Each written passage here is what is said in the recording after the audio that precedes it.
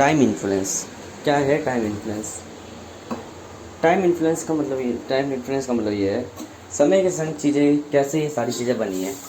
जो चीज़ें चल रही है आज के टाइम पे, चल क्या रही है? चल तो बतेरी चीज़ें रही है जिसे समझना पड़ता है समय के साथ। कॉम्प्लेक्सेस बन रहे हैं धीरे धीरे धीरे, मानसिकताएँ एक दिशा में बह रही है, एक व्यक्ति एक तरीके की सोचे पनपना रहा है। ये सब टाइम इन्फ्लुएंस है। ये समय के संग चीज़ें इन्फ्लुएंस हो जाती है, समय के संग चीज़ें रूपांतरण कर देती है। कहने को तो हम ये सोचते हैं ह्यूमन कि सब कुछ हमने बनाया, या सब कुछ हमने चित्रित करा, हम ही में ऐसी कैटेगरीज भी पनप जाती है। तो यहाँ 3 फेज में समझे कि टाइम इन्फ्लुएंस वर्क कैसे करता है। फर्स्ट परसेप्शन हो गया मेरे अनुसार, ठीक। पहले मैं प्योर बता देता हूँ वास्तविकता, जो हकीकत कहलाती है, ठीक है। वास्तविकता में टाइम इन्फ्लुएंस ये कहता है, समय के संग मैं ये जानूँगा एंड टू एंड। देखो, कहने को वास्तविकता और काल्पनिकता, देखो काल्पनिकता मतलब कि इल्यूजन, और वास्तविकता मतलब रियलिटी, रियल एंड इल्यूजन मतलब कि 0 और 1, इन्हीं से सब चीज़ें बनी है। अच्छा, फिर मैं एक जगह यूँ कह देता हूँ कि स्वयं ने अहम को बनाया, अहम ने स्वयं को बनाया, है ना, यूँ कह देता हूँ। तो ये समझो, धरती या कोई भी सृष्टि या कोई भी वर्ल्ड या कोई भी इंटायर ग्लोब्यूल या कोई भी यूनिवर्स या कोई भी ऐसी चीज़ जो जिसमें एलिमेंट्स या काम करते हो, 3 मुखों का काम होता हो, ओम का काम होता हो, ठीक है। निर्माण प्रक्रिया चलती हो, सृष्टि प्रक्रिया चलती हो, ये सारे कार्य चलते हो, जो भी त्रिलोक, ठीक है ना, जिन्हें कहते हैं त्रिलोक। त्रिलोक का मतलब कुछ नहीं है, 3 फेज ऑफ लाइफ कहा जाता है कि डेथ, बॉर्निंग मतलब कि पैदा होना, और बीच का जीवन जीना। ये 3 स्टेट त्रिलोक कहलाते हैं, ठीक है। इससे एक स्टेट और अलग हो जाती है, आत्मा स्टेट, जो कि इन तीनों से ताल्लुक़ रखती है। इन तीनों में समय चलता है, वैसे समय नहीं। ओम ही समय का निर्माण भी करता है, क्योंकि ओम का पारंपरिक अर्थ ये भी होता है कार्य, वर्क, ठीक है। कहने को कुछ जने मैथमेटिक्स इक्वेशन पे कहेंगे कि मैथमेटिक इक्वेशन फोर्स करते हैं। देखो, मैथमेटिक इक्वेशन एक माध्यम है केवल, जो आपको एक्सप्रेस कर देता है ह्यूमैनिटिक नेचर्स। वे आपको वो नेचर एक्सप्रेस नहीं कर सकता जो मैं ज्ञान दूंगा चौमुखों का, ठीक है। क्योंकि माँ 0 और 1 कौन सेट्स कर रहे हो, सपोज करो मैंने कहा लेफ्ट एंड राइट पे 0 और 0 है ना, इक्वलिटी पार्ट साइड है, पर मैं रियलिटी में वहाँ पे यूँ भी कह दूँगा कि 0 और 1 एक दूसरे को कोइंसाइड इक्वलिटी में करते हैं। वाई? बिकॉज 0 1 में कन्वर्ट हो रहा है, 1 0 में कन्वर्ट हो रहा है, and that's a value of no. But हाँ, एक चीज़ है, अगर पर्टिकुलर सिचुएशन में देखिए तो 1 कभी भी 0 के इक्वल है ही नहीं, अपोजिट कैरेक्टर है बिल्कुल। जैसे स्वयं और हम रियलिटी में तो एक है, पर रियलिटी में अगर हम उनके बीच का डिफरेंस देखेंगे तो ऑलवेज वो एक दूसरे से डिफरेंट है, कभी भी एक व्यक्ति है ही नहीं मेजरली टाइम, ठीक है। बट सिचुएशंस के हिसाब से चेंज हो जा रहे हैं। ये मैथमेटिक्स इक्वेशन एक्सप्रेस नहीं कर सकते, क्योंकि यहाँ पे मैनी टाइप्स ऑफ कॉम्बिनेशन निकलेंगे, ठीक है, मतलब कॉम्प्लेक्स निकलेंगे कॉम्प्लेक्सिटी में। और जो कॉम्प्लेक्सिटी चीज़ होती है वही मशीनरी होती है, वही रियलिटी होती है, वही मटेरियलिस्ट होती है थिंकिंग, हमें भी पता है मेजरली टाइम पे। क्योंकि कॉम्प्लेक्सिस का मतलब कुछ नहीं, कॉम्प्लेक्सिस निर्माण ही वहाँ से हुए जहाँ से हमें ये पता चला कि मैथमेटिक्स के पन्नों में वो चीज़ हम लिख नहीं सकते जो रियलिटी में 3D डायमेंशन में चल रही है और 4D डायमेंशन के बीच में चलती है। 3 एंड 4 के इंटरेक्शन बीच में, जो इंटरसेक्शन बीच में जो पॉइंट्स है उनके बीच में जो चल रही है वही रियलिटी चलती है। बट हम क्या करते हैं, 2 और 3 के बीच में जो इंटरसेक्शन होती है वो पन्नों में उतारते हैं, तो वहाँ पे कॉम्प्लेक्स नंबर आ गए। ये मैंने समझ ली थी केवल 9th में, वो 10th में, 11th 12th में कॉम्प्लेक्स नंबर्स आते हैं, मैं 10th में समझ गया था ये चीज़ें कि पेज में हम पेज के बाहर नहीं लिख सकते। ये कॉम्प्लेक्स नंबर 3 डायरेक्शन को डिनोटेट कर देते हैं आयोटा से, ठीक है ना। कैसे हम यहाँ पे, क्योंकि हर एक डायमेंशन के संग कई मिसवेरिएबिलिटीज पनपते रहते हैं, अनकॉम्प्लेक्सिबिलिटीज। तो ये मैथ साइंस की मैं बात अलग करूँगा। बात रही स्वयं और एम की, स्वयं ने एम को बनाया, एम ने स्वयं को बनाया। तो समझो, जब हम वर्ल्ड के अंदर, कोई भी दुनिया के अंदर, कोई भी गेम के अंदर, कोई भी ऐसे प्लेटफॉर्म या कोई भी सिस्टम में, कोई भी ऐसी चीज़ जो ऑपरेट हो रही हो कई संयुक्त चीज़ों से मिलकर, मतलब कंपनी या कोई भी एक स्टैटिक या कॉन्ट्रैक्ट बेसिस से किसी भी टाइप की फिनोमिना या किसी भी टाइप की एक जाति, वर्ग या वो भी किसी भी टाइप की परिस्थिति, सर्कमस्टेंस, किसी भी टाइप का belonging, every time it's think, यहाँ जो चीज़ बन रही है यहाँ बनेगा स्वयं, इल्यूजन। स्वयं बनेगा अहम द्वारा, क्योंकि अहम बिलोंग नहीं करता इससे। बट वास्तविकता में अहम कौन होगी, कल्पना होगी, क्योंकि रियलिटी में इस वर्ल्ड के रिलेटेड अहम एग्जिस्ट ही नहीं करता, तो अहम क्या होगी, कल्पना। अच्छा, पूर्ण रूप से अहम ने ब्रह्मा को बनाया, ब्रह्मा ने समस्त चीज़ों को बनाया, है ना, यूँ कहते हैं, ठीक ना, कि अहम ब्रह्मा का भी रचयिता। तो कहने की बात क्या है, ब्रह्मा मतलब ब्रह्मांड, ब्रह्मांड। अहम ने ब्रह्मांड को बनाया, अहम ने किस पूरे वर्ल्ड को बनाया, अहम ने सर्कमस्टेंस को बनाया, अहम ने समस्त चीज़ें बनाई। अहम मतलब वो गुरु, गुरु ने शिष्य को सिखाने के लिए समस्त मायाएं रची, और ये समस्त मायाएं कहती है ब्रह्मांड। अब ये जो ब्रह्मांड थी, ब्रह्मांड था, धीरे धीरे इसके अंदर ही प्रक्रिया चलने लगी। अब इसने क्या करा, वो जो था वो कौन था, वो खुद स्वयं था जो सीख रहा था। अच्छा, स्वयं की जो कल्पना थी अहम कौन, क्योंकि गुरु हमेशा शिष्य द्वारा निर्धारित होता ना, कि गुरु अपने आप को जो कहेगा मैं इतना कुछ जानता हूँ, मैं इतना कुछ जानता हूँ, मैं इतना कुछ जानता हूँ और मैं गुरु हूँ। नहीं, गुरु की उपाधि हमेशा ही शिष्य द्वारा आती है। जब भी कोई व्यक्ति आपको गुरु कहे तब आप गुरु का रूप धारण करते हो, अर्थात वंदन नहीं करोगे। कोई व्यक्ति कितना भी कहे कि मैं 200 तरह का ज्ञान जानता हूँ, मैं 7 तरह की कुंडलियों को जागृत कर चुका हूँ, मैं खुद परमेश्वर हूँ, नहीं, आपको लोग मानेंगे तभी हो गया, ठीक है ना, क्योंकि ये आपके अधिकारी में नहीं है, ये नियम है। ये नियम कैसे काल के, देखो काल कोई खुद स्वयं गुरु है, खुद स्वयं अहम है। अहम जो है वही क्या बोलते हैं, वो है काल, क्योंकि उसका पारिभाषिक नाम काल है, और काल का मतलब होता है मात्र। काल का मतलब होता है कलक। कलक का मतलब ये होता है जो घटता है, जो होता है, जो कभी बदल नहीं सकता, जो सत्य है, यही काल का मतलब है। काल का मतलब कभी भी कुछ और नहीं होता, काल का मतलब केवल ये होता है कलक। कलक का मतलब ये है केवल और केवल जो घटता है, जो होता है और जो कभी बदल नहीं सकता, अर्थात सत्य है, ठीक है। फिर ब्रह्मा का अर्थ क्या होता है, ब्रह्मा का अर्थ होता है प्रारंभिक रूप में जो भी चीज़ जान रहे, जो भी चीज़ समझ रहे, जहाँ भी है, जिस भी उपस्थिति में, जिस भी अस्तित्व में, जिस भी इक्वेशन में, जिस भी फोर्स लेवल पे, जिस भी तरह के मायाओं में ये भ्रम जो रचे गए काल द्वारा, यही ब्रह्मा कहलाते हैं। कि ब्रह्मा का निर्माण काल के रूप में यूँ हुआ है, अर्थात काल वो व्यक्ति है जो वास्तविक है, और ब्रह्मा वो व्यक्ति है जो सत्य द्वारा ज्ञान प्राप्त करा जाता है। हकीकत दिखती है तो ज्ञान अनुभूति होती है कि हमने ये चीज़ जानी, और अगर के फिर एहसास होता है तो समझ में आता है कि कुछ नहीं जाना हमने, वास्तविक में चीज़ें ऐसी ही चल रही है। काल से कोई पंगा नहीं ले सकता। काल का अर्थ ये नहीं है कि यमराज की बात कर रहा हूँ, काल का अर्थ वो काल है जो कि सोया हुआ है, जो कि क्या बोलते हैं चीज़ें सोच रहा है, जो कि चौमुखों का ज्ञाता है, जो कि समस्त चीज़ों को निर्माण कर रहा है, जो कि स्वयं शिष्य बन के खुद से ही ज्ञान ले रहा है, वह है काल। अर्थात कहने को वो केवल काल नहीं है, वो काल ब्रह्म कहलाता है, ठीक है, काल और ब्रह्म। अर्थात दो व्यक्ति है स्वयं और है। तभी मैं कहता हूँ पूर्ण शिशि, पूर्ण ब्रह्मांड, पूर्ण अनंत काल दो चीज़ों में बना गया है। आपके शरीर के भाग भी दो भागों में हो गए, क्यों, एक भाग दाया, एक भाग बाया, दोनों एक दूसरे का अपोजिट हो गए, क्यों, क्योंकि स्वयं और अहम की भांति हर एक प्रत्येक परिस्थितियों में दिखती है। ये है टाइम इन्फ्लुएंसर की कहने को तो ये समझ चीज़ें कि मेरी कल्पना है मात्र, मैं जैसा सोचूंगा, जैसा चिंतन करूँगा, वैसे मुझे चीज़ें दृष्टि दिखेगी और ये वास्तविकता। मैं अगर यूँ सोचूं कि प्रकृति क्या बोलते हैं समय के संग में ये धीरे धीरे अपने ही इल्यूजन में खो जाऊँगा और मैं सोचने लग जाऊँगा कि कल्पना ही वास्तविकता है, यही सत्य है, पर वास्तविक में ये मात्र ही कल्पना है, क्योंकि कल्पनाओं से हम समझते हैं। मान लीजिए, अर्थात कहने को तो मैं ये कहूँ कि सृष्टि मुझसे ज़्यादा जानती है, सृष्टि पहले भी लोग आए, पहले भी ऐसी फिलोसफी करी, पहले भी ऐसी बातें करी, पर वास्तविक में ये हकीकत ये है कि जब से मैं आया हूँ तब से ये ज्ञान प्रारंभ हुआ है, तब से ये पहले से उपस्थित चीज़ें दिखाई जा रही है, जिसकी दिखाई जा रही है, ये चीज़ें नेचुरल लो। मेरे जाने के बाद भी मेरे आने वाले जन्म भी यही चीज़ देखेंगे, जो चीज़ दोहराई जा रही है और सिर्फ दिखाई जा रही है, वास्तविक में वो वहाँ पे उपस्थित नहीं है। जैसे एक फिल्म में रिकॉर्ड कर ली एक वीडियो, और उस वीडियो को बार बार दिखाया जा रहा है, दर्शकों तक दिखाया जा रहा है, पर जिस व्यक्ति ने वो जो व्यक्ति फिल्म में या किस चलचित्र में जो चल रहा था, वो आज के रूप में परिस्थिति नहीं है, अथवा उसका कोई अस्तित्व ही नहीं है, यह मुख्यतः हमें ज्ञात हो जाता है, ठीक है। तो मात्र वो एक कल्पना थी जिसको दोहराया जा रहा है, अर्थात जन्मों जन्मों तक व्यक्ति आता है, जन्मों जन्मों तक व्यक्ति जाता है, जन्मों जन्मों तक व्यक्ति सीखता है, जन्मों जन्मों तक व्यक्ति सिखाता है, और जन्मों जन्मों तक यही चलता चला जाता है। यही है कल्पनाओं का विस्तारण होना वास्तविकता में, फिर वास्तविकता नष्ट होकर वापस कल्पनाओं का निर्धारण होना, अर्थात जीवन वापस वास्तविकता को पहचानता है, वापस फिर मरता है, फिर कल्पना है, फिर बनाता है, फिर वास्तविकता बनाता है, यही चलता चला जाता है। यही है पहला चरण टाइम इन्फ्लुएंस का। समय इन्फ्लुएंस का पहला चरण यही है कि व्यक्ति स्वयं से ज्ञात करता है हु आई एम। अब आती है सेकंड परिस्थिति।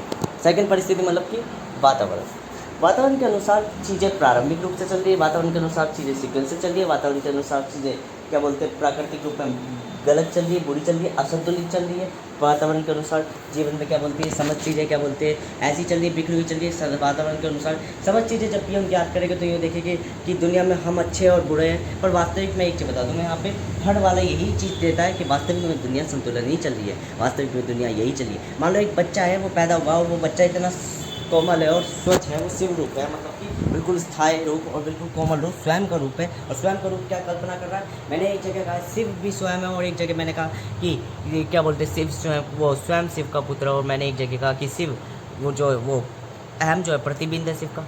इसका अर्थ क्या है, देखो पहली बात समझो, मुख्य रूप से जो बात समझिए, स्वयं जो है, स्वयं जो है वो शिव का पुत्र अर्थात स्वयं शिव के जैसे गुण है। वह कोमल होगा, शांत होगा, भोला होगा, बिल्कुल नादान होगा, बिल्कुल बालक जैसी प्रवृत्ति रखेगा। जैसे एक आत्मा पवित्र होती है, समय के संग मानवीय प्रभावितों में पड़ जाती है, जीवन में पड़ जाती है, ठीक है। अहम जो है शिव का प्रतिबिंब होगा, कैसे, समय के संग एक दिव्य आत्मा पनपती है जो समस्त जीवों में नहीं पनपती, वो आत्मा प्रभावित होना बंद कर देती है, अर्थात वापस शिव में परिवर्तित होगी। तो एक जो है वास्तविकता को पूर्ण परिभाषित करता सत्य है, अर्थात शिव में ही सत्य है और शिव में ही ज्ञान है। क्यों, शिव मतलब क्या, आत्मा, आत्मा, कोई बाकी और कोई नहीं है कि भाई एक पर्वत में बैठा हुआ व्यक्ति नहीं, केवल आत्मा, हमारे अंदर सृष्टि में बैठी हुई व्यक्ति, तो वही आत्मा हमारा वास्तविक गुण है, ठीक है। ये केवल, और यहीं से एक परिभाषिता हो जाती है, पहली वाली स्टेटमेंट बिल्कुल ट्रू होती है, पहली वाली सर्कमस्टेंस पहले ट्रू होती है बिल्कुल, कि वास्तविक में कल्पना है, क्योंकि आत्मा प्रत्येक जीव में, अगर मैं यूँ कहूँ कि प्रत्येक जीव में एक आत्मा अंदर बैठी हुई है, वो वास्तविक व्यक्ति है, उसी से समझ चीज़ें पहचान बनी है। तो फिर यहाँ से वही प्रारंभिक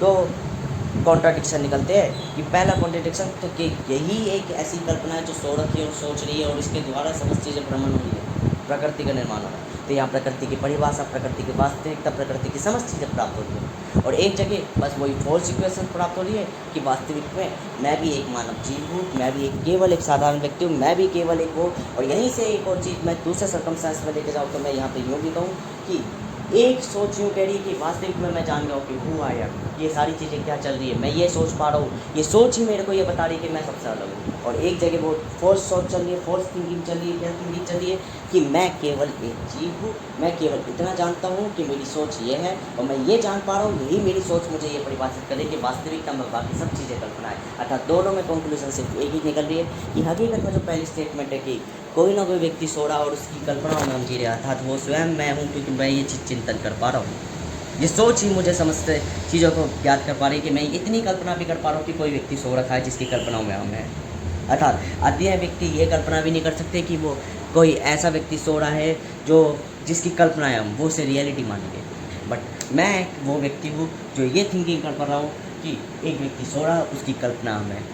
अर्थात कहने का अर्थ ये है जिस समय मैं ये ज्ञात कर जाऊँगा कि ये मान लो कि एक व्यक्ति सो रहा है, उसकी कल्पना है हम और कल्पनाओं में जी रहे हैं, ऐसी समाज में और वातावरण में और सृष्टि में या सोशल मीडिया में यूँ कह लो कि वो दिखने लग जाएगा। एक व्यक्ति, पुराणों में लिखा है, वेदों में लिखा है कि एक व्यक्ति सो रखा है, वो पूर्व लिखा होगा, पर ये उससे पहले क्यों नहीं आया? जब मैंने सोचा, मेरे सोचने से पहले क्यों नहीं आया? जब एक काले कमरे में बैठा हुआ अंधोर की जगह पे ये चीज़ चिंतन कर चुका, उसके बाद ये चीज़ें मुझे घूमरन क्यों नहीं लग गई? बाद में ये क्यों भ्रम रचने लग गए? बाद में ये क्यों चीज़ें दिखने लग गई? बाद में इसी ज्ञान की अनुभूति मुझे भारी रूप से क्यों हुई, जब मैंने आंतरिक रूप से कर चुका? क्योंकि वास्तविक में यहाँ पे एक कंक्लूजन निकलता है कि रियलिटी में मात्र ये मेरी सोच ही समस्त चीज़ों का भ्रमण कर रही है, अर्थात सोच ही मेरी समस्त चीज़ों की निर्माण कर रही है, अर्थात मेरी सोच ही ब्रह्मा कहलाती है। ठीक है, यही है कि पहला व्यक्ति जो ये चिंतन भी कर पा रहा है खुद से, स्वयं से आंतरिक रूप से जो चिंतन कर पा रहा है, अर्थात वो स्वयं सिद्ध है, अर्थात वो स्वयं ही वो व्यक्ति है जो सो रहा है। ठीक है, अब बात आती है शिव के पुत्र को सिर्फ स्वयं जो है गुण रखता है, अहम जो प्रतिबिंब, पर अहम बालक की तरह नादान नहीं है। अहम जो है सृष्टि में समस्त चीज़ें उसने रची ऐसे है, सृष्टि में समस्त चीज़ें उसने बनाई ऐसे है, क्योंकि सृष्टि की जब वो पालन सारी कृतियाँ जान गया, तो सृष्टियों को जब कृतियाँ जान गया तो उनको अनुसरण चलाना वह बेहद रूप से जानता है, मैच्योर फॉर्म में। ठीक है ना, तो एक आत्मा मैच्योर भी होती है, एक आत्मा इमैच्योर भी होती है, क्योंकि मैंने कहा था मैच्योर ऐसा मतलब इन्फ्लुएंस, समय के संग प्रभावित होकर समय के संग घुलने लगे, यही आपकी योग्यता कहलाती है। मानवीय रूप में या जातीय रूप में या दूसरे, जब हम दूसरे टाइम इन्फ्लुएंस पे जाते हैं तो वहाँ उम्र को कहते जाते हैं कि 40 साल के हो गए, 30 साल हो गए, तो आप इन्फ्लुएंस हो ही चुके होगे साधारण व्यक्ति की तरह, क्योंकि आपका मानव शरीर है वो समस्त प्राणियों की तरह साधारण है ना। तो उम्र के संग आप युवा बनते हो, पर वास्तविक में युवा के लोग कैसे चलते हैं, ऐसे चलते हैं जब आप चीज़ों के संग घुलन मिलन करने लग जाते हो तो आप युवा हो जाते हो। एक युवा व्यक्ति जब पलायन करता है जगह, तो भी वो एक बालक की तरह प्रतिबिंबित दिखाता है, जैसा अनजान चीज़ों से बिल्कुल, है ना। और समय के साथ वो वहाँ पे सीख जाता है, क्योंकि अब जो था वो युवा इसलिए कह रहा है क्योंकि पहले वो एक चीज़ घाट के आ चुका, अब दूसरी चीज़ घाटने के लिए या घटाने के लिए वे थोड़ा सा डेवलप, थोड़ा उसका बैलेंस पॉइंट डेवलप है। अब आता है थर्ड। देखो मैं बताता हूँ पहली बात कि थर्ड कैसे समझ में आएगा। पहला ये समझो, एक बच्चा जो था कोमल था, सीधा था, साधारण था, शिव रूपी धारण कर रखा था, अर्थात बिल्कुल नादान। वो अच्छा था और सुख था। तो देखो वो हर चीज़ यूँ सोचता नियमों अनुसार चलना चाहिए। नियमों का अर्थ ये है हम अच्छा करेंगे तो हमें अच्छा मिलेगा, हम अगर किसी के संग बुरा करेंगे तो हमें बुरा मिलना चाहिए, है। हमें मेहनत का खाना चाहिए, संघर्ष करना चाहिए, जीवन को जिम्मेदारी अपनानी चाहिए, पर पूर्ण रूप से ऐसा भी नहीं कि हम जिम्मेदारी अपनाएं, हम रियलिटी को जानें और अच्छे से जीवन जिए। और वास्तविक में जीवन का मतलब यही है कि जीवन को कैसे जिया जाए अपने अनुसार। पर इसका मतलब ये नहीं है कि हम जीवन को केवल ये सोच के करें कि हमें घूमना पसंद है। घूमना भी हमारे अंदर मन में यही आया है कि हमने समाज में देखा कि घूमने से हमें आनंद मिलता है, तब हमने घूमना पसंद करा है। वास्तविक में वो घूमना भी हमारा खुद का नहीं है। फिर खुद का है क्या? जो कर रहे हैं, जो प्रेजेंट है, जो वर्तमान है, जो समय की मूल अवधारणा है, वही वास्तविकता है चैन का।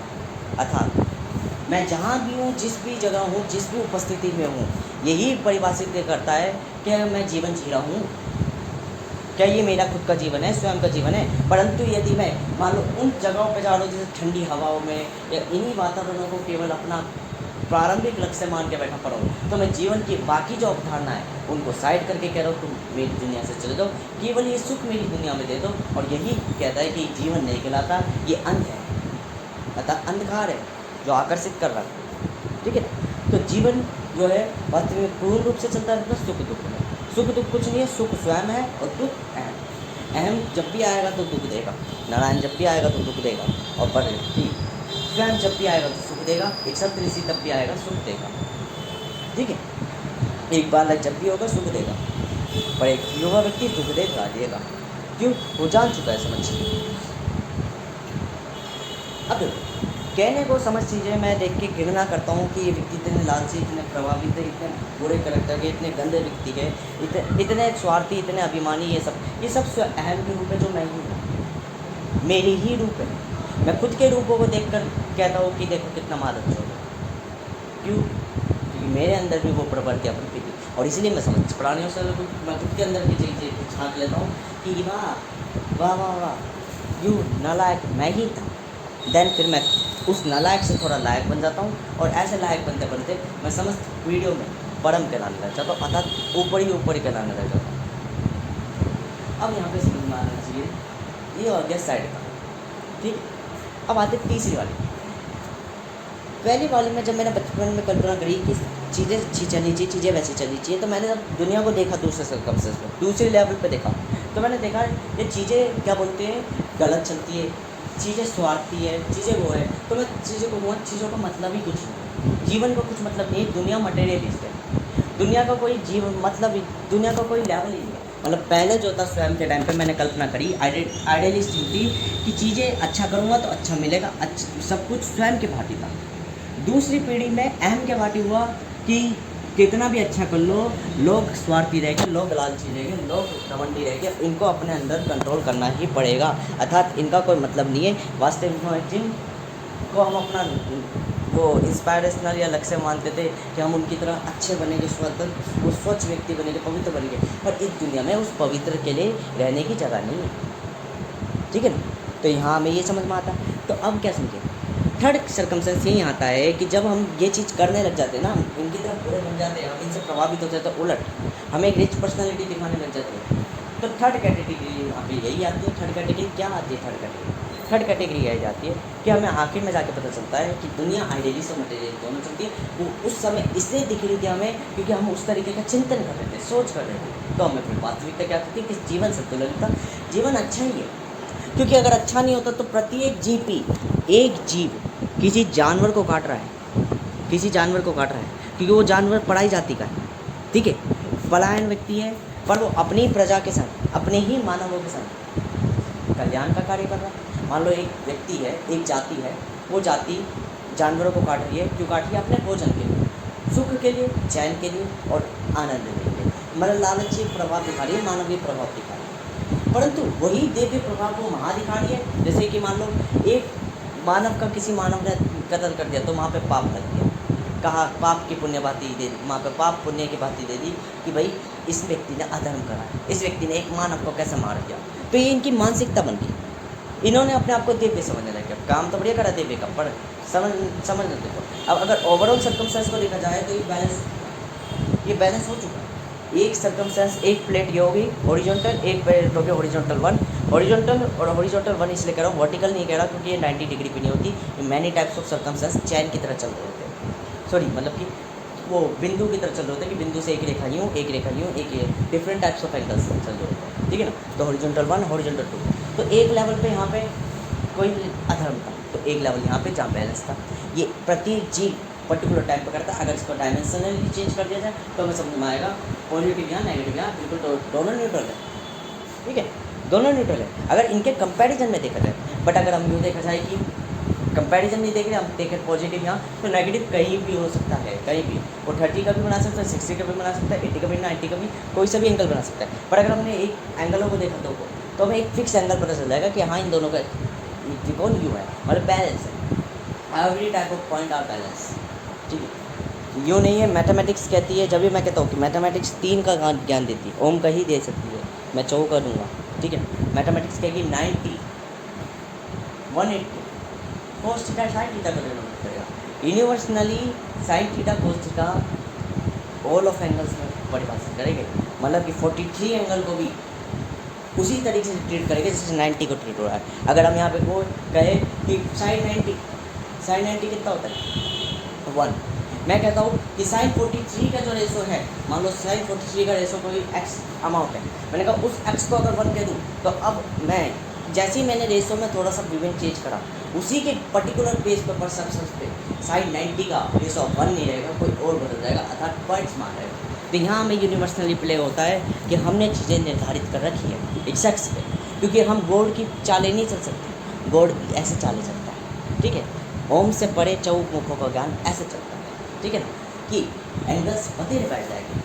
एक ही एंगल को मैंने अलग परसेप्शन से तय कर दिया, मैंने sin 43 को ही यूनिवर्सल काउंटिंग मान ली, यूनिट मान ली, और उसको 1 निर्धारित कर लिया, तो जो sin 90 था उसका एंगल चेंज, उसका नंबर जो था वो चेंज हो चुका, क्योंकि रियलिटी में नंबर और वो रेडियन आपस में मैच ही नहीं करते, वो हमने मैच बिठा रखे। ऐसी पाई को, अगर मैंने पाई को एक कांस्टेंट मान लिया, पाई को 1 मान लिया, तो पाई के बेसिस में बाकी जो नंबर होंगे, बाकी जो रेशोस होंगे, वो उस हिसाब से निर्धारित हो जाएगी एज़ कम्पेयर टू पाई, ठीक है। तो फिर वहाँ पे इरेशनलिटी हो सकता है दिखे, बल्कि उनमें भी दिखे जो मान लो 1 नंबर तो था, 1 नंबर में भी इरेशनलिटी नंबर आ जाए। तो इरेशनलिटी नंबर कुछ नहीं, रियलिटी है जो हम अपने परसेप्शंस के कारण कुछ चीज़ें, कुछ फैक्टर्स ऐसे होते हैं जो कैलकुलेट नहीं हो पाते, जिनकी कोई एंड नहीं हो पाता, क्योंकि वो उस चीज़ में करेक्ट नहीं हो पाते, बैलेंस नहीं हो पाते, क्योंकि वो किसी और सर्कल से, मतलब मान लो पॉजिटिव टू पॉजिटिव टकरा रहा है तो कैसे बैलेंस हो जाएगा, वो पावर बढ़ाएगा ऑलवेज। और ऐसे इंडेवनी टाइप्स ऑफ पॉजिटिव बढ़ाए जा रहे हैं तो पावर कभी भी न्यूट्रल नहीं होगी। न्यूट्रल कब होगी? जब पॉजिटिव से नेगेटिव बढ़ाएगा। अमाउंट ऑफ एनर्जी बिल्कुल इक्विवेलेंस पर जाएगी और इक्विलिब्रियम में वर्क करेगी, इक्विवेलेंस में जाएगी, इक्विलिब्रियम में वर्क करेगी। इक्विलिब्रियम मतलब सिस्टम की रिएक्शन अप डाउन करेगी, इक्विलिब्रियम मतलब चल रही है। और इक्विवेलेंस का मतलब ये है सिस्टम की अमाउंट एक मान लो ज़्यादा है, मान लो पॉजिटिव मान लो 5 यूनिट है, तो 2 यूनिट और 3 यूनिट मिला के नेगेटिव उसे न्यूट्रल कर दी, ये इक्विवेलेंस हो गया, ठीक है। तो इसका मतलब ऐसा भी हो सकता है कि 1 यूनिट 4 यूनिट या 2.5 यूनिट या कोई भी नंबर ऑफ परसेंटेज डेसिमल वहाँ पे इक्विवेलेंस में कर सकती है। अब एंड पॉइंट कैसे बनना है?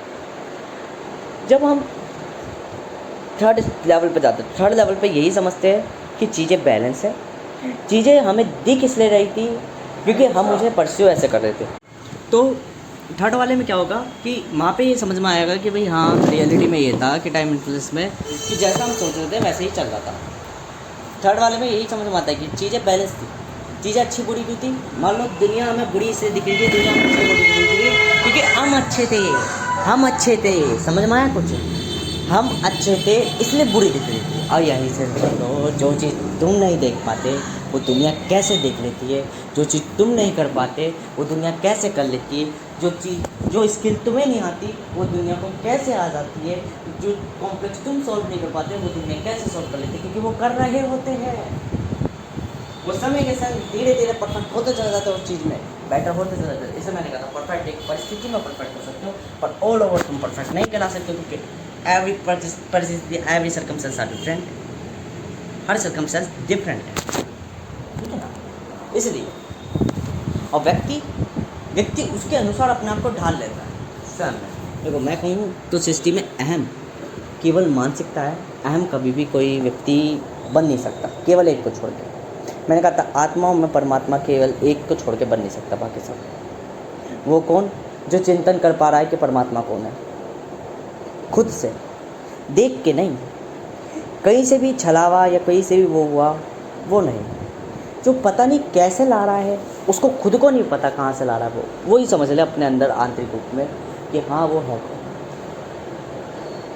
जैसे मैं अगर यहाँ पे थिंकिंग कर रहा था कि भाई पूरी दुनिया गलत चल रही है, पूरी दुनिया स्वार्थी, पूरी दुनिया लालची, क्योंकि मैं उसे देख ऐसे रहा हूँ, देखूँगा तो मुझे बार बार इन्फ्लुएंस करेगी, वो प्रभावित करेगी उतना ही, क्यों मैं उलट चल रहा हूँ, अहम की दुनिया में चल रहा हूँ। अभी नियमों को तोड़ मोड़ रहा हूँ, नियमों में मुँह रहा हूँ खड़े होके, ठीक है। 19 वर्ष की आयु में अकल आ जाएगी कि रियलिटी में जो स्वार्थी समझ रहा हूँ, क्यों समझ रहा हूँ। एक गैंगस्टर जो औरतों के संग बलात्कार करता, पर अपने घर की औरतों के संग उनकी रक्षा करता, उनको यही से समझ में आता है मानव कहलाता है, जो असंतुलन पैदा करता है। असंतुलन कैसे? असंतुलन में ही संतुलन है, कैसे? यह असंतुलन और संतुलन कैसे? एक जगह तो लोगों को कष्ट दे रहा है और दूसरे व्यक्तियों को प्रायोरिटी दे रहा है। जैसे एक मानव अपने बच्चे को तो कहेगा this is my golden point, और दूसरे के बच्चे को कहेगा चल रहे भिखारी। फिर क्या होगा? उसके बच्चे को भी किसी ना किसी टाइम पे कोई व्यक्ति यही कहेगा चल रहे भिखारी, क्यों? वो अपना नहीं था। ये मानव दिखाता है कर्म। फिर जो मानव नहीं दिखाता कर्म, जो दिव्य दिखाता है, दिव्य कौन से कर्म दिखाता है? दिव्य कर्म वो कहलाता है जो यूँ कहता है कोई दिक्कत नहीं, जीव ये भी, मैंने जीव का है ना कोई जानवर का है, ना मैंने मानव का है, ना प्रतिजीव का है। अच्छा एक चीज़, शाकाहारी व्यक्ति जो है वो क्यों स्वच्छ कहलाता है? देखो शाकाहारी में भी तुम शाकाहारी क्यों अपने आप को समझते हो, मात्र बल्कि तुम जो फल सब्जी भी खाते हो, जो फ्रूट खाते हो, जो पेड़ से किस अन्न खाते हो, वह अन्न भी एक जैविक है, यह आपको समझना होगा। कैसे? ये सृष्टि है, ये कर्म हो गया, पर यहाँ एक चीज़ बढ़िया है, जो चीज़ अत्यधिक है उस चीज़ का भोग लेना कोई गलत नहीं है। क्यों गलत नहीं है? देखो खाना कुछ ना कुछ है, पर संतुलन में खाओ, निर्णय लेके खाओ क्या खाना है क्या नहीं, ये महत्व रखता है।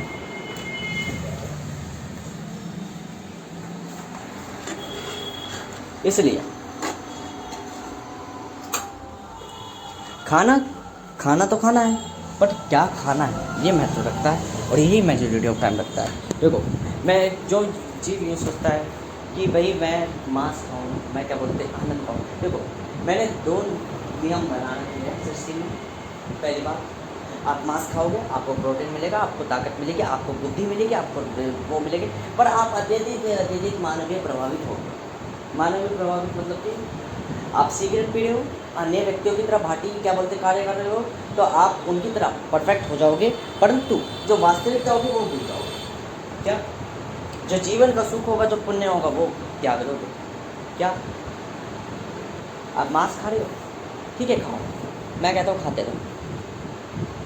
तो वहाँ पे एक चीज़ ध्यान रखना, आप अहम से कोई चीज़ ले रहे हो और अहम को कुछ नहीं दे रहे हो, तो अहम सिर्फ हंस रहा है, आपको कुछ नहीं कह रहा। वो क्यों नहीं कह रहा कुछ? उसे पता है मैं वो व्यक्ति हूँ जिसकी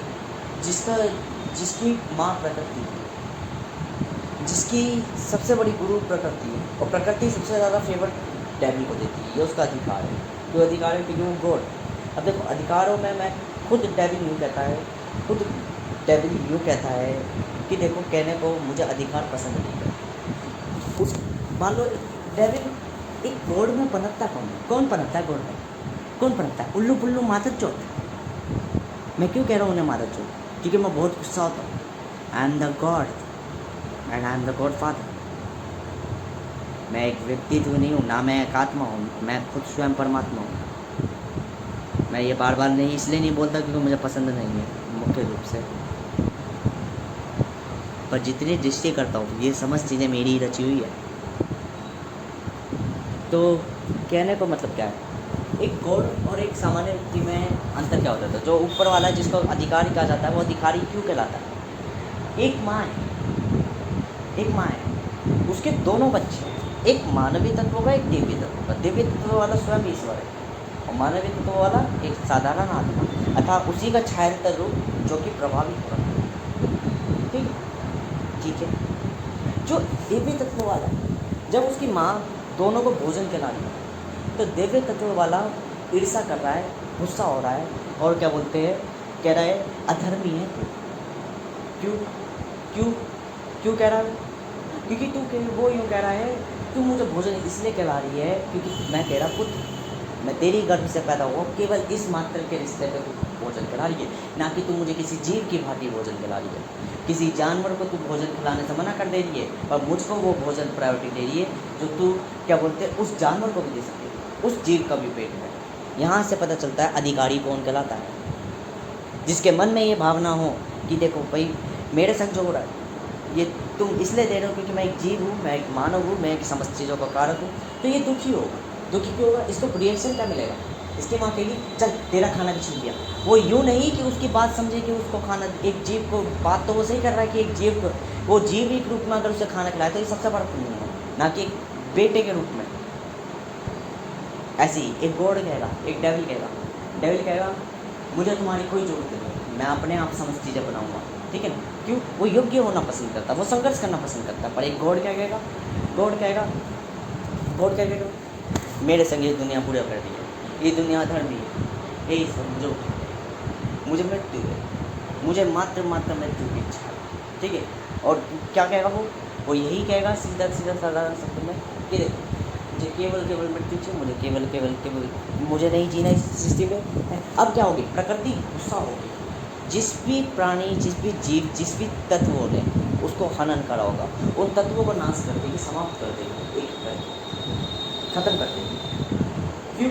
इसी के उस पर क्यों पड़ा, बाकियों को नहीं पड़ा। ये होता अधिकार। क्यों आया अधिकार? इसने मांगा, इसको मिला अधिकार।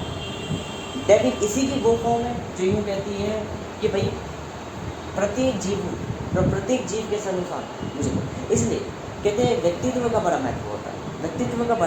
व्यक्तित्व दो तरह के होते हैं, एक व्यक्तित्व क्या बोलता है अच्छा होता है, एक व्यक्तित्व होता है बुरा। अच्छा व्यक्तित्व हमेशा कहता है मुझे संघर्ष करना पसंद है। अच्छा व्यक्तित्व हमेशा ये कहता है कि मुझे कोई अधिकार नहीं चाहिए, मुझे कोई भेदभाव नहीं चाहिए, मैं एक सामान्य जीव, मुझे सामान्य व्यक्ति की ट्रीट करा जाए। पर एक मानवीय प्रभावित होता है, वो गॉड बनने की सोचता है, मैं तो ईश्वर हूँ, मैं तो ब्रह्मा हूँ, अतः खुद स्वयं ईश्वर होके, खुद स्वयं ब्रह्मा होकर, स्वयं काल होकर वो खुद नहीं कह रहा कि मैं खुद गॉड हूँ, मैं एक मानव हूँ, मैं तुम्हारी तरह हूँ। पर एक जैविक व्यक्ति, एक जीव जो कि प्रभावित होता है, वो क्या कहता है आई एम द गॉड। अहंकार, लालच, ये सारे तत्व उसके अंदर प्रभावित हो रहे हैं। और यही फ्लो, प्रभावितता मतलब कि फ्लो, यही फ्लो इन्फ्लुएंस है ना, यही फ्लो उसको एक मानव बना रहा है। अतः जिस दिन वो ये चेतन त्याग देगा कि मेरा कोई अधिकार है, जैसे एक बेटा कहता है मेरा अधिकार बनता है तुम्हारी प्रॉपर्टी में। क्यों अधिकार बनता है? क्योंकि तुमने कमाई है, मैं तुम्हारा पुत्र हूँ, तुमने मुझे पैदा करा है, ये मानव है। पर एक देवी ईश्वर क्या कहेगा? एक गरीब भी तो गरीब के यहाँ पैदा होकर अपना हक नहीं मांग पा रहा, कि उसका हक बनता नहीं है, तो फिर मेरा किस बात का बनता है? जो वो साधारण व्यक्ति निचले पद वालों की तरफ अपने आप को रखे, वो दिव्य कहलाता है, वो ईश्वर का रूप कहलाता है, अर्थात परछाया कहलाता है। ठीक है? तो कहने वाली बात यह है, डेविल को जो लोग बुरा कहते हैं वो मोस्टली इसलिए बुरा कहते हैं क्योंकि वो नियमों पे नहीं चलता। पहली बात, वो चीज़ों को समझता नहीं है, समझ नहीं पाता। क्यों नहीं समझ पाता? क्योंकि उसकी पीढ़ी ऐसी है जो मैच्योर और इन्फ्लुएंस हो रही होती है विरुद्ध रूप में। वो हर एक चीज़ का उल्टा समझता है। लोग स्वार्थी है, लालची है, ठीक है, तो वो इन कठिनाइयों, इन हकीकतों को झूठ बोलेगा कि अगर लोग स्वार्थी है क्यों, लालची है क्यों, वो उनका महत्व नहीं जानता। जो व्यक्ति हो जाता है, मतलब 19 वर्ष वाले व्यक्ति वो होगा, वो जान जाएगा कि हाँ महत्व क्यों रखता है, क्यों महत्व रखता है। क्यों? बाकी लोग ये चिंतन नहीं करते, बाकी लोग इसलिए गंदगी खिलाते क्योंकि वो ये चिंतन करते कि आई एम द गॉड। मेरे को अधिकार इसलिए मिल रहे हैं, मेरे को ज़्यादा महत्व इसलिए मिल रहा है, मेरे को ज़्यादा अधिकार इसलिए मिल रहे हैं क्योंकि मैं उसका हकदार हूँ। क्यों हकदार हूँ? क्योंकि मैं ये चिंतन कर रहा हूँ कि मैं प्रत्येक जीव के समान नहीं हूँ, प्रत्येक जीव के भांति हूँ। बस यही एक अंतर है जो उसको गॉड बनाता है, जो उसको डेविल बनाता है, जो उसको गॉड फादर बनाता है, जो उसको सब लोगों से, आत्माओं से परमात्मा बनाता है। यही एक महत्व है। मैंने जब भी कहा था कि ये एक नियम है, अमीर व्यक्ति मतलब कि जो स्वच्छ, वो दिव्य व्यक्ति का नियम है, वो खुद इन्फ्लुएंस ना होकर दूसरों को इन्फ्लुएंस करता। अर्थात कहने का मतलब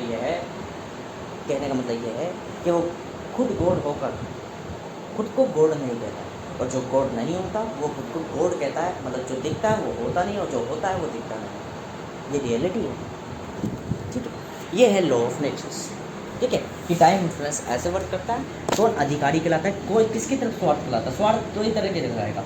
मैं एक जगह स्वार्थ कर रहा हूँ, और एक स्वार्थ मतलब एक जगह मैं अपना हित देख रहा हूँ, और एक जगह मैं अपना हित नहीं देख रहा हूँ, ठीक है ना। तो हित कहाँ देखा जा रहा है? प्रकृति किसकी तरफ हित देखती है? उसकी तरफ देखती है जो अपने आप को गॉड नहीं मानता। कहता है मैं एक साधारण व्यक्ति हूँ, मेरा आपका कर्म बनता है कि प्रत्येक जीव को उसी तरीके से ट्रीट करो जैसे मुझको ट्रीट कर रहे हो। मेरे को जैसे अधिकार प्राप्त कराए जा रहे हैं ऐसे समस्त प्राणियों को प्राप्त कराया जाए। तो यहाँ प्रकृति इसको ज़्यादा फेवर देती है क्योंकि इसकी भावनाओं को वो समझ पाती है। मैंने कहा था एहसास। और एक साधारण व्यक्ति कहता है कि देखो माँ, मैं तुम्हारा पुत्र हूँ, मुझे मेरा अधिकार बनता है। तो प्रकृति उसको अधिकार तो देती है, प्रकृति उसको सारी संपत्ति तो देती है, और उसके मन के सुख और चैन समस्त चीज़ें छीन लेती है, क्योंकि वो उसको श्राप ही देती थी साथ के साथ। क्योंकि वो मानव ही हुआ था, प्रभावित हुआ तो जा घूमन कर पूरी धरती में अनंत काल तक। तो यही आत्मा का अंत नहीं हो पाता कभी भी। ये है टाइम इन्फ्लुएंस।